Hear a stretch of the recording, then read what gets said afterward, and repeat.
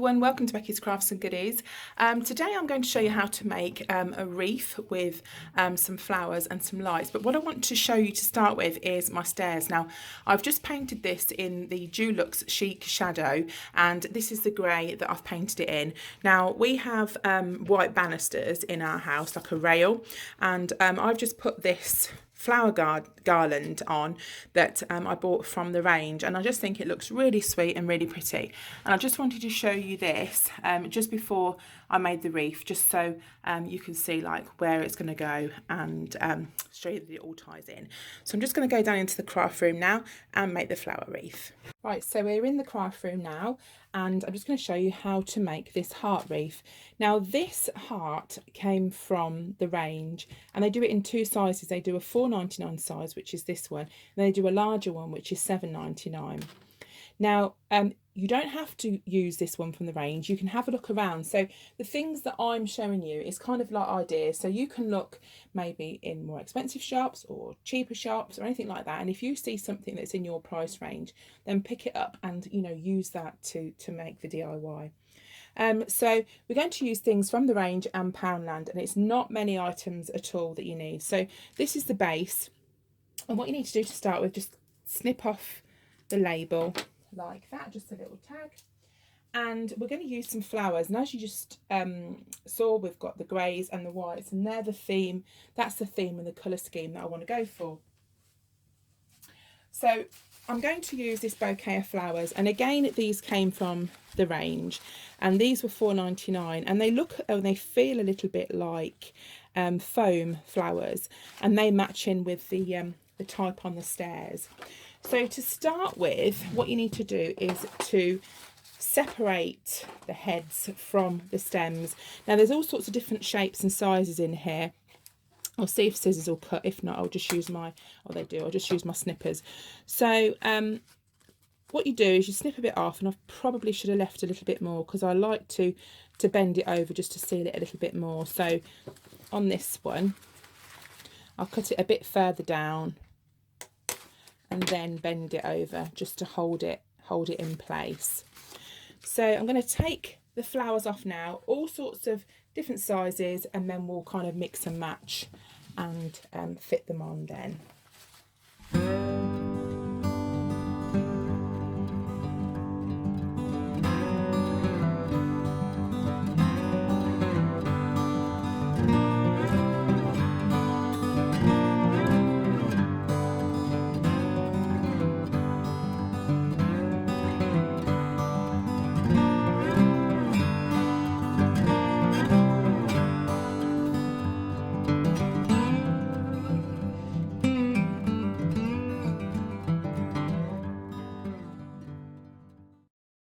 Righty-ho, and that's all we've got left, this little twiggy bit. So I've cut the greenery, I've cut the flowers off, and what we're going to do now is I have set the glue gun up already, so that's already on. Now I'm just going to move these flowers to the side, and what you'll need to do before you start sticking is to roughly work out where you want to put your flowers. Now I've not had any proper training at this at all. I just eyeball them and put them where I think.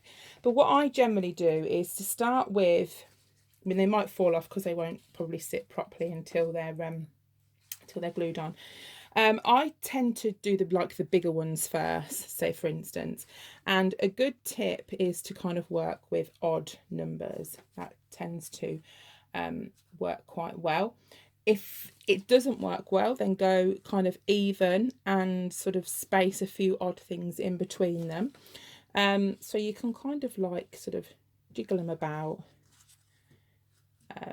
go around. You don't have to put them dead straight. So I'm going to have a play about now with these, and I'm going to dot these in between and sort of put this sort of thing, and also the greenery I'm going to put that round as well. So I just want to keep it wicker and white with a bit of green, and that's all I want to do. So I'm just going to have a play about now, and then when I come back we'll be ready to start gluing.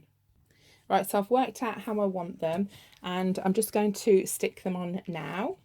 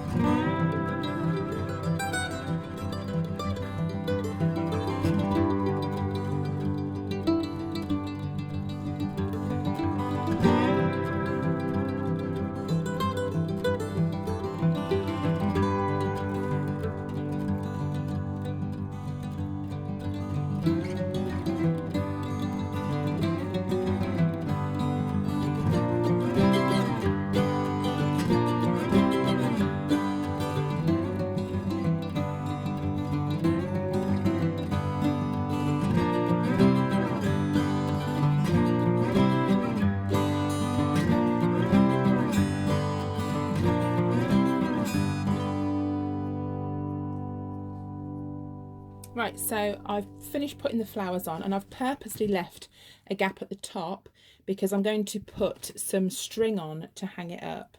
I've got another flower. I'm just waiting to see whether to pop it there or to pop it in that part. But this is the string that I'm going to use just to keep it sort of natural looking.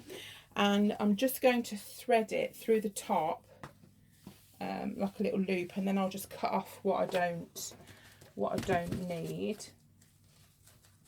Just thread it through like that, and then I'll put the flower on afterwards, and I'll probably just kind of tie it and just cut that part off, I think.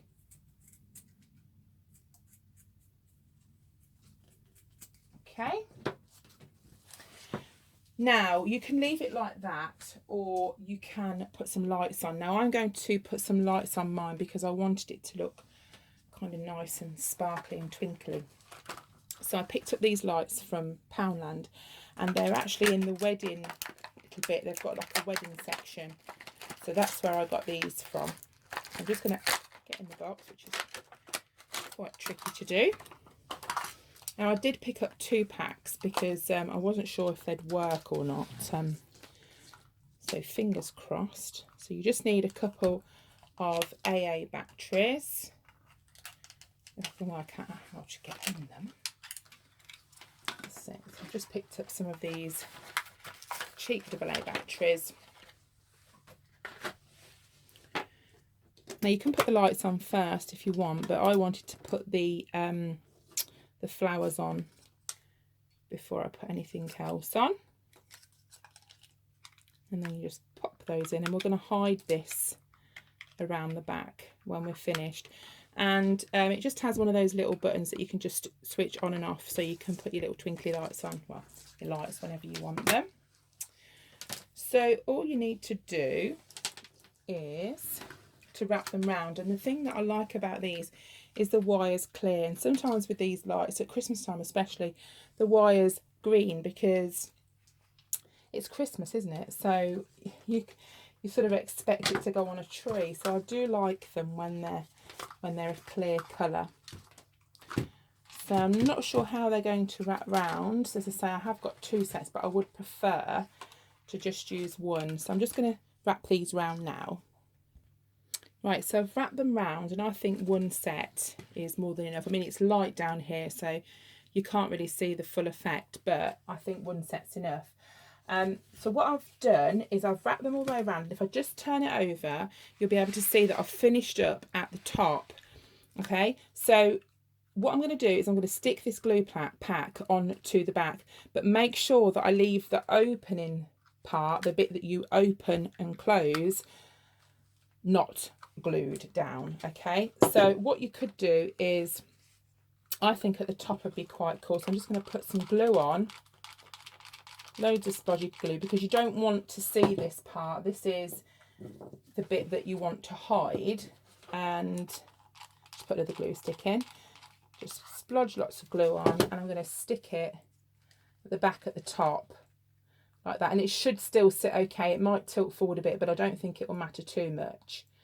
So I'm just going to leave that on there for a second, and as you can see, like, some of these lights are sort of round the back, but you can sort of poke them through if you wanted to, but mainly they are around the front, or you could kind of twirl it around like that, just so you can see.